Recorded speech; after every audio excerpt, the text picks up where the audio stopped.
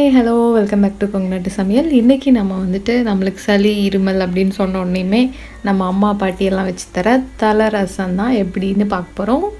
அதுக்கு ஃபஸ்ட்டு அடுப்பில் ஒரு வடக்கல் வச்சுட்டு 1 டேபிள் ஸ்பூன் அளவுக்கு மிளகு, 1 டேபிள் ஸ்பூன் அளவுக்கு சீரகம், கூடவே வந்துட்டு 1 இன்ச் அளவுக்கு சுக்கு நல்லா பொடி பண்ணிவிட்டு சேர்த்து அதை ஒரு 2 மினிட்ஸ் நல்லா வறுத்துக்கலாம். அது நல்லா வறுபட்டதுக்கப்புறமா அதில் வந்துட்டு கொத்தமல்லி பொடி வந்துட்டு 4 டேபிள் ஸ்பூன் போடுறோம். இதுவே நம்ம வர கொத்தமல்லி கூட ஆட் பண்ணிக்கலாம். அது இருந்தாலும் ஒரு 4 டேபிள் ஸ்பூன்.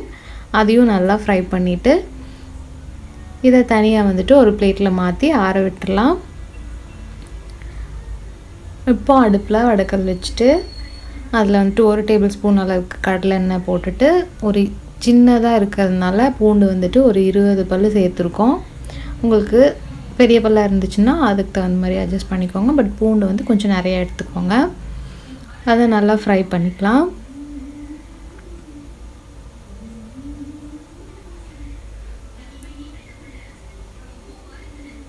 இது நல்லா ஃப்ரை ஆனதுக்கப்புறமா இதில் வந்துட்டு சின்ன தலை ஒரு கைப்பிடி அளவுக்கு ஆட் பண்ணுறோம்.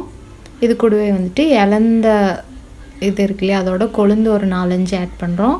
கூடவே வந்துட்டு ஒரு 2 கைப்பிடி அளவுக்கு சுக்குட்டி கீரையும் 2 கைப்பிடி அளவுக்கு அப்பக்கோவ தலையும் சேர்த்துருக்கோம். இது கூடவே வந்துட்டு நம்ம தூதுவளை வாரநரை இருந்தாலும் ஆட் பண்ணிக்கலாம். நல்லா இந்த அளவுக்கு சுருங்க வணங்க விட்டுட்டு ஆஃப் பண்ணிடலாம் அடுப்பை. இப்போ நம்ம வறுத்து வச்சுருக்கிற மசாலாவை தண்ணி சேர்த்து நல்லா பேஸ்ட்டாக அரைச்சி எடுத்துக்க போகிறோம்.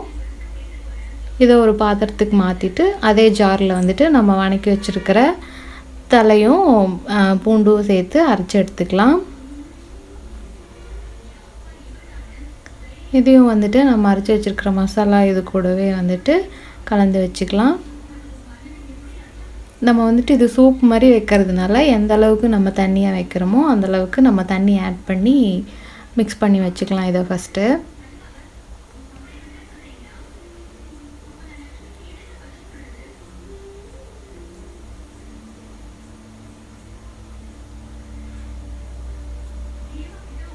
தாளிக்கிறதுக்கு அடுப்பில் ஒரு பாத்திரம் வச்சுட்டு 1 டேபிள் ஸ்பூன் அளவுக்கு கடலெண்ணெய் ஆட் பண்ணிவிட்டு அது நல்லா சூடானதுக்கப்புறமா கடுகு ஆட் பண்ணிக்கலாம். இது கூடவே வந்துட்டு 1 கைப்பிடி அளவுக்கு சின்ன வெங்காயம் 2 வெட்டி சேர்த்துக்கலாம்.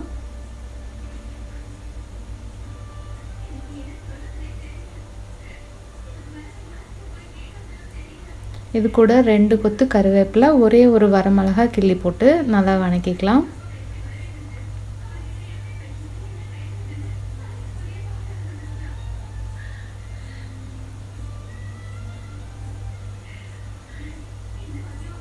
இது கூட வந்துட்டு ஒரு 1/2 டேபிள் ஸ்பூன் அளவுக்கு மஞ்சள் தூள் ஆட் பண்ணி வணக்கி விட்டுடலாம்.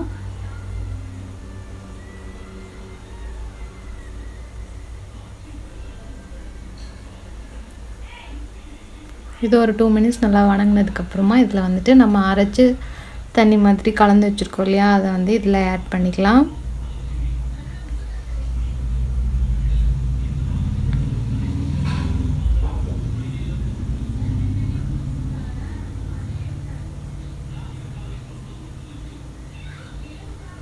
அவ்வளோதான் ஃப்ரெண்ட்ஸ். இது ஒரு 10 to 15 மினிட்ஸ் நல்லா கொதிக்க விட்டு இறக்கணுன்னா நம்மளோட தலசார் ரெடி ஆயிரும்.